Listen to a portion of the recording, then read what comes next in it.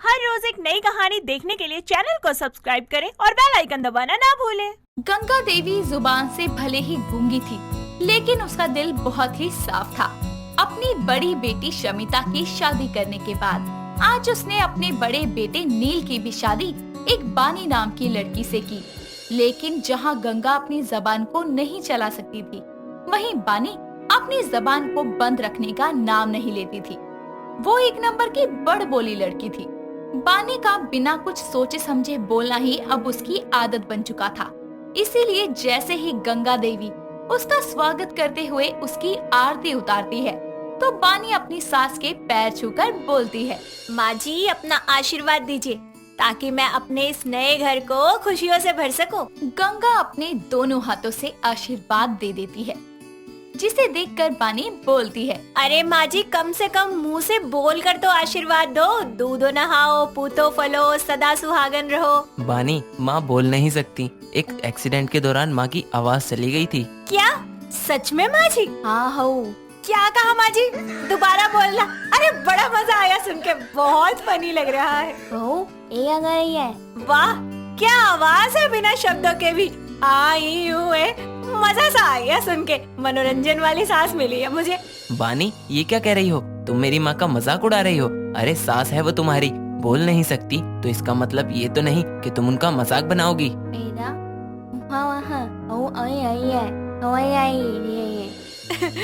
माफ कीजिए, वो क्या है ना कि गोलमाल मूवी के बाद मैंने आज ऐसा कोई फनी सीन देखा है तो मुझे हंसी आ गई।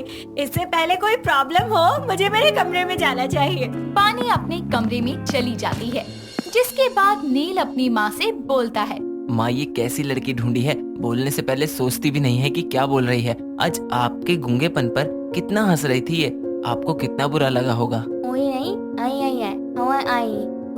नील भी अपने कमरे में आराम करने चला जाता है। अगली सुबह गंगा सोफे पर बैठी अपनी चाय का इंतजार कर रही होती है, लेकिन बानी उसको चाय नहीं देती। थोड़ी देर बाद नील जागता है और अपनी माँ को ऐसे उदास बैठा देखकर बोलता है, माँ क्या हुआ, चाय नहीं पी क्या आज? बानी, बानी इधर आओ। बानी रसोई से बाहर आती है और नील से बोलती है, जी नील जी बोलिए। माँ को अब तक चाय क्यों नहीं दी? माँ जी ने तो मुझे चाय के लिए एक बार भी आवाज नहीं लगाई, तो बताओ। तुमको पता है ना माँ बोल नहीं सकती, फिर वो आवाज कैसे लगाएंगी? अरे तो हाँ भाई, मुझे भी कोई सपना थोड़ी ना आ रहा है माँ जी को चाय चाहिए। अरे आप लोगों ने कहीं लिखकर थोड़ी ना लगा रखा है माँ जी को इस टाइम चाय देनी है, इस टाइम खाना देना है। खामखा बरस रहे हो मेरे ऊपर। तो तुम खुद भी तो पूछ सकती हो ना माँ से कि माँ जी आपको कुछ चाहिए या नहीं। अरे मुझे क्या पता कि माँ जी को क्या चाहिए और क्या नहीं, और अगर मैं उनसे पूछती हूँ तो आप सबको लगता है कि मैं उनका मजाक उड़ा रही हूँ। हद है, मतलब मेरे लिए एक तरफ कुआं तो दूसरे तरफ खाई है। नील और बानी को झगड़ते देखकर गंगा उनसे बोलती है,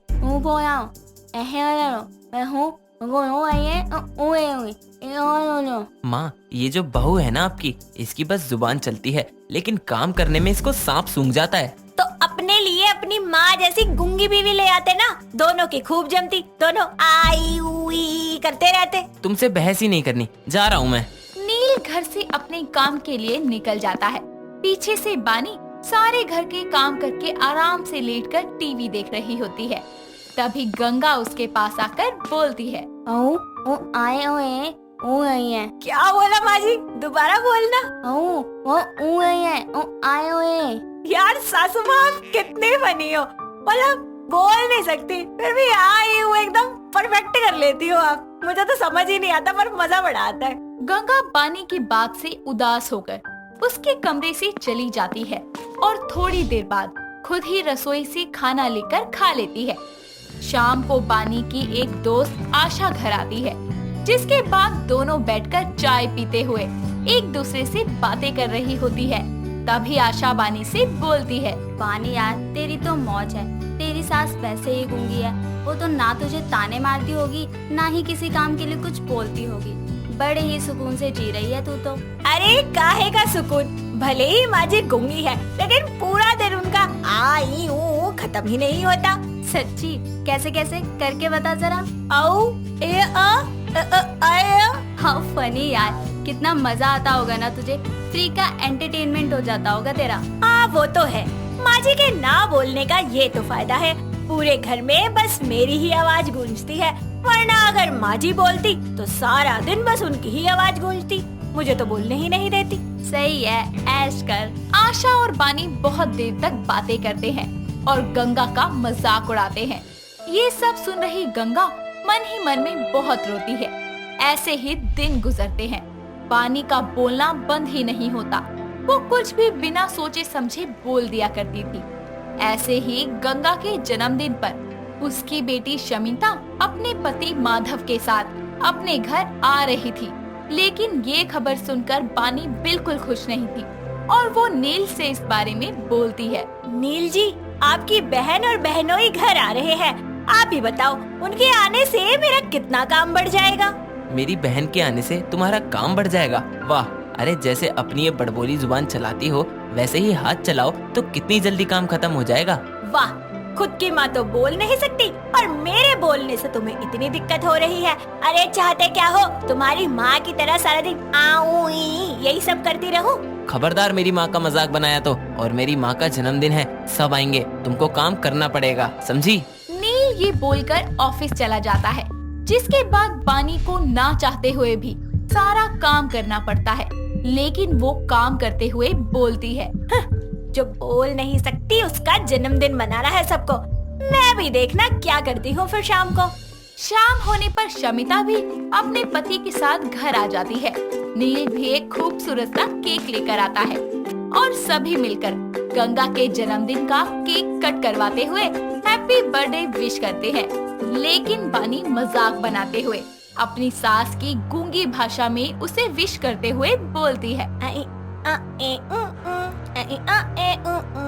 बानी की ये हरकत देखकर नील के साथ साथ शमिता को भी गुस्सा आ जाता है कि वो उनकी माँ का ऐसे मजाक बना रही है, लेकिन गंगा उनको शांत कर देती है। तभी जल्दबाजी में बानी जलती हुई मोमबत्ती के साइड से केक उठाकर खा लेती है, जिसके कारण उसकी जीभ पर मोमबत्ती की गर्माहट लगने से उसको दर्द होना शुरू हो जाता है और वो अपने मुंह से मोमबत्ती फेंकते हुए चिल्लाने लगती है। उसकी तड़प को देखते हुए नील उसको जल्दी से हॉस्पिटल लेके जाता है, जहां उसकी जीभ जलने से डॉक्टर उसको 1-2 हफ्ते बिल्कुल कुछ ना बोलने को कहता है। अब बड़बोली बानी की बोली 2 हफ्तों के लिए बंद हो जाती है। अब गूंगी सास का मजाक बनाने वाली बानी खुद गूंगी जैसी जिंदगी बिताने पर समझती है कि उसकी सास कैसा फील करती होगी। ये सब सोचते हुए उसकी आंखों में आंसू आ जाते हैं और वो थोड़ी ठीक होने पर अपनी सास के पास जाकर बोलती है। माँ जी, मुझे माफ कर दो, पर मुझे आज समझ में आया कि आप कितनी मजबूर हैं, कितना कुछ बोलना चाहती है लेकिन बोल नहीं पाती है, प्लीज मुझे माफ कर दीजिए। क्यों, जब खुद पर बीती तभी समझ आया ना?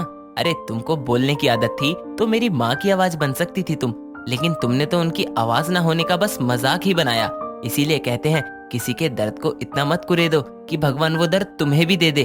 तुम तो बस 2 हफ्ते के लिए गूंगी हुई थी, मेरी माँ सालों से ये दुख सह रही हैं। नील जी, मुझे माफ कर दीजिए, पर मैं अब समझ गई हूँ, अब से मैं कभी कोई गलती नहीं करूँगी और माँ जी का मजाक भी नहीं उड़ाऊंगी।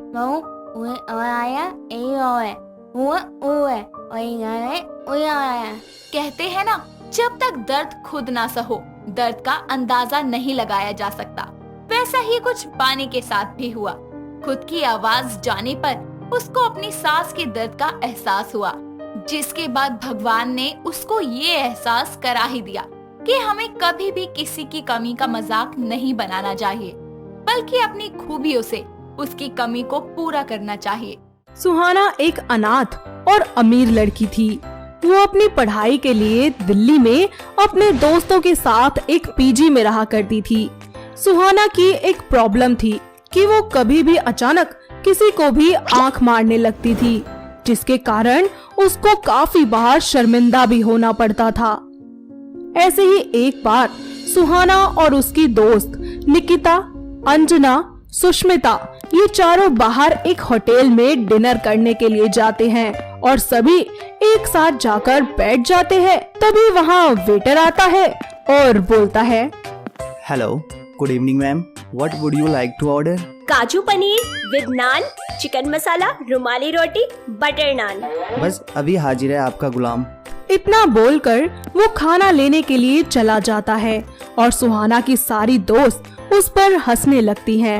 सुहाना गुस्से से वहाँ से चली जाती है और उसकी सारी दोस्त उसके पीछे पीछे जाती हैं और बोलती हैं, क्या पागल, तू गुस्सा क्यों हो रही है? हम तो मजाक कर रहे थे। यार तुम लोगों को तो पता है ना। हाँ हाँ, हमें सब पता है। यार सुहाना, इतनी चिढ़ने की क्या बात है? अच्छा तो है, तुझे लड़का पटाने की क्या जरूरत है, वो खुद ही पट जाएगा। अपना मुंह बंद करोगी तुम सब, या लगाऊं एक एक सबके कान के नीचे? बेबी, कान नहीं आँख। कुछ देर तक उनकी यूं ही खट्टी मीठी नोक झोंक चलती रहती है और उसके बाद वो वापस अपने पीजी लौट जाती हैं। अगली सुबह जब अंजना सोकर उठती है तो वो बाथरूम में जाती है तो देखती है कि बाथरूम में ताला लगा है और वो आवाज देकर अपनी सारी दोस्तों को बुला लेती है। फिर बोलती है, अरे किसने ताला लगाया है? मुझे बहुत जोर से आ रही है। तभी अपनी एक उंगली में चाबी घुमाते हुए सुहाना वहाँ आती है और सभी से कहती है, चाबी चाहिए? पॉटी आ रही है? हाँ। जोर से आ रही है? हाँ यार, दे देना। नहीं दूंगी। अरे क्या दुश्मनी है तेरी हमसे? दे देना, बहुत जोर से पोटी आ रही है। जब तक ये लोटा मैटर सेट नहीं हो जाता ना, तब तक ना तो कोई नहाएगा और ना ही कोई धोएगा। यार क्लास भी जाना है, समझना। तुम्हें तो पता है ना कि बाथरूम में एक ही लोटा था।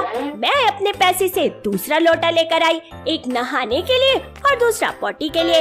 लेकिन इस अंजना की बच्ची ने उन दोनों को मिक्स कर दिया और जब मैंने पूछा तो कहती है दोनों एक जैसे थे, इसीलिए ऐसा हुआ। फिर मैं P for potty, P for purple colour और दूसरा B फॉर बाथरूम और B फॉर ब्लू कलर का मग लेकर आई, लेकिन इसने उनको भी मिक्स कर दिया। इतना सुनते ही तीनों अंजना को घूर कर देखती है और उससे दोस्ती वाली खट्टी मीठी फाइट करती है। ऐसे ही समय बीतता जाता है और उनके कॉलेज का फेयरवेल भी हो जाता है और कॉलेज खत्म होने के बाद सभी लोग अपने अपने जिंदगियों में मस्त हो जाते हैं। ऐसे ही कुछ साल यूं ही बीत जाते हैं और सुहाना अनाथ होने के कारण खुद को बहुत ही अकेला महसूस करती है। इसीलिए वो शादी करने का फैसला करती है और वो जीवनसाथी.com पर अपनी प्रोफाइल बना लेती है, जहां पर कुछ ही दिनों बाद उसके प्रोफाइल पर एक अनुराग नाम के लड़के का रिक्वेस्ट आता है। वो उसको एक्सेप्ट करके उससे बात करना शुरू कर देती है और यूं ही कुछ दिन बीत जाते हैं और इन दोनों की बातें होने लगती हैं। फिर वो दोनों एक दूसरे से मिलने का फैसला करते हैं। सुहाना एक हॉट सी ड्रेस पहनकर उससे मिलने पार्क में जाती है और जाते ही उसको आंख मार देती है।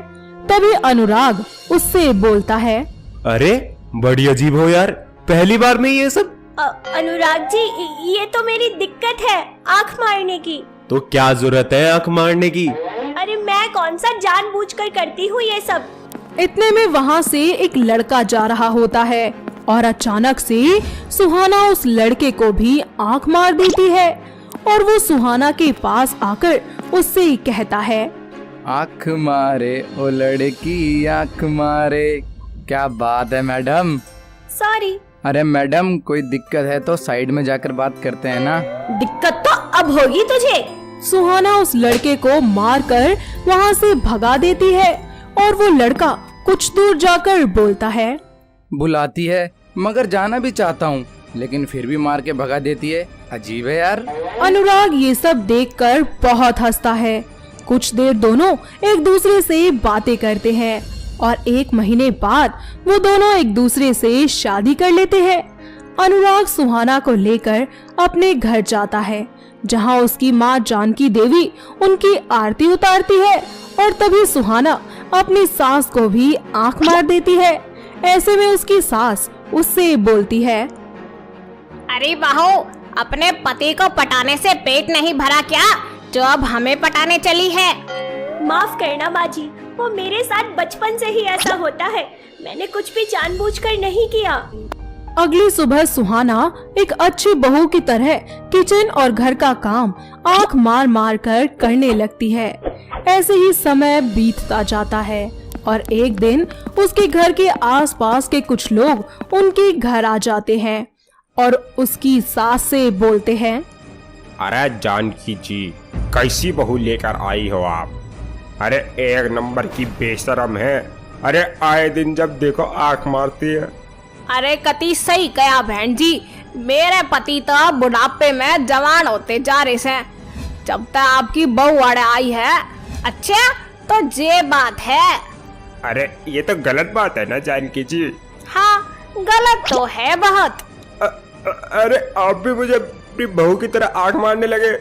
तो इसका ये मतलब हुआ कि हम आपको लाइन मार रहे हैं या पटाने की कोशिश कर रहे हैं? अरे तो आप अपनी बहू न समझाओ ना, मारता ही क्यों कहो हो?